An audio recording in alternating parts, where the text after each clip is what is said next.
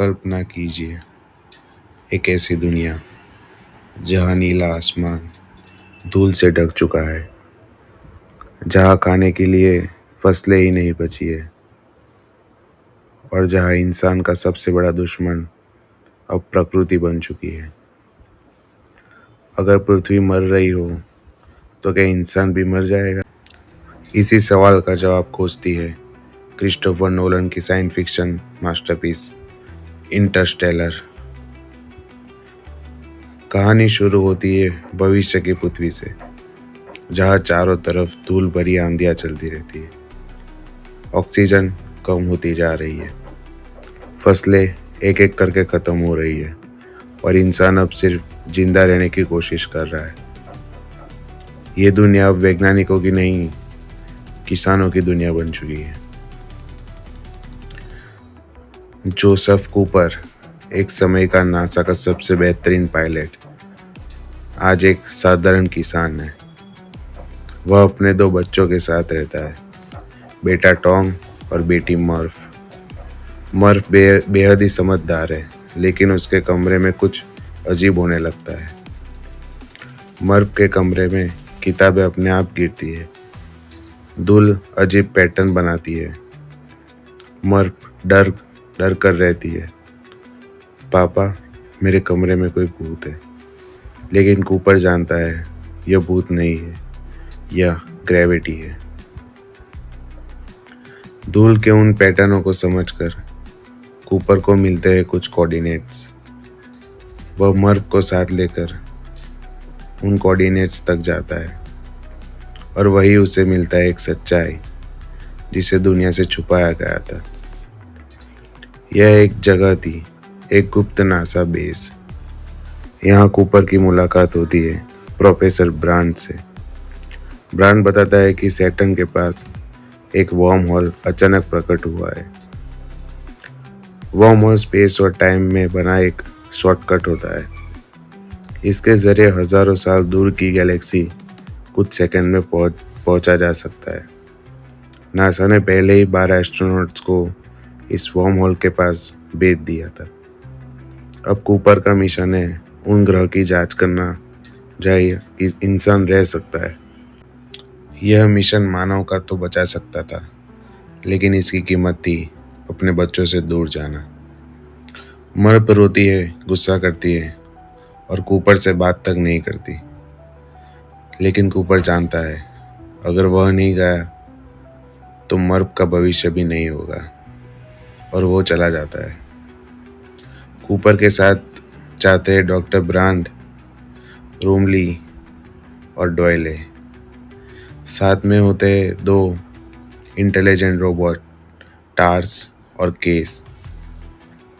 Team worm hole के जरिए दूसरी गैलेक्सी में पहुंच जाती है। पहला ग्रह मिलर्स प्लैनेट। यह ग्रह एक विशाल ब्लैक होल के बहुत करीब है। यहाँ टाइम डिलेशन होता है, मतलब इस ग्रह का 1 घंटा पृथ्वी के 7 साल बराबर है। ग्रह पर उतरते ही उन्हें पता चलता है कि पूरा ग्रह एक उथले समुद्र से ढका है। लेकिन तभी आसमान से विशाल लहरें उठती और डॉयल की मौत हो जाती है। वे मुश्किल से वहां से निकलते हैं। वहां पे उनका 23 साल का नुकसान हो जाता है।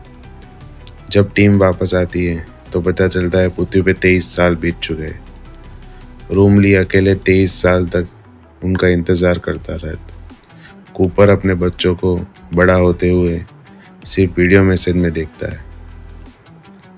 अब मर्फ बड़ी हो चुकी है, वह नासा की साइंटिस्ट बन गई है और प्रोफेसर ब्रांड के साथ ग्रेविटी इक्वेशन सुलझाने की कोशिश कर रही है।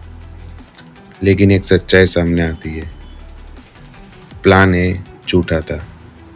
प्रोफेसर ब्रांड जानता था कि इक्वेशन कभी पूरा नहीं होगा। प्लान ए बस लोगों को उम्मीद देने के लिए था। असल योजना थी प्लान बी, यानी इंसानी एम्ब्रोसियो को नए ग्रह पर बसाना। मर्फ टूट जाती है। डॉक्टर मान की सच्चाई, टीम दूसरे घर पर जाती है डॉक्टर मान के ग्रह पर, लेकिन मान झूठा निकलता है। वह एक डर के कारण सबको धोखा देता है और वही उसकी मौत हो जाती है। फ्यूल कम होने के कारण कूपर एक फैसला करता है। वह खुद को ब्लैक होल में गिरा देता है ताकि ब्रांड नए ग्रह तक पहुंच सके। ब्लैक होल के अंदर कूपर मरता नहीं, वो पहुंच जाता है टेसरेक्ट में, जहां समय एक फिजिकल डायमेंशन बन चुका है। यहाँ वह मर्फ के कमरे में हर पल को देख सकता है। तो तभी कूपर समझ जाता है मर्फ के कमरे का भूत वो खुद था। वह ग्रेविटी के जरिए मर्फ को संदेश भेजता है। घड़ी के सेकंड हैंड के जरिए वो पूरा साइंटिफिक डेटा मर्फ तक पहुंचा देता है। मर्फ उस डेटा से ग्रेविटी इक्वेशन हल कर देती है। इंसान विशाल स्पेस स्टेशन बना लेते हैं और पृथ्वी छोड़ देते हैं।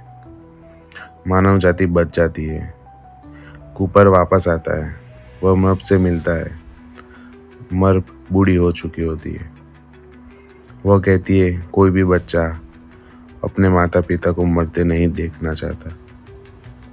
मर्फ कूपर को कहती है कि वह डॉक्टर ब्रांड को ढूंढे और कूपर फिर से अंतरिक्ष में निकल जाता है। इंटरस्टेलर हमें यही सिखाती है, लव टाइम और स्पेस से भी ज़्यादा शक्तिशाली है और इंसान कभी हार नहीं मानता। अगर आपको एक्सप्लेनेशन पसंद आया तो लाइक करें, सब्सक्राइब करें और कमेंट में बताइए क्या आप इंटरस्टेलर को अब पहले से बेहतर समझ पाए।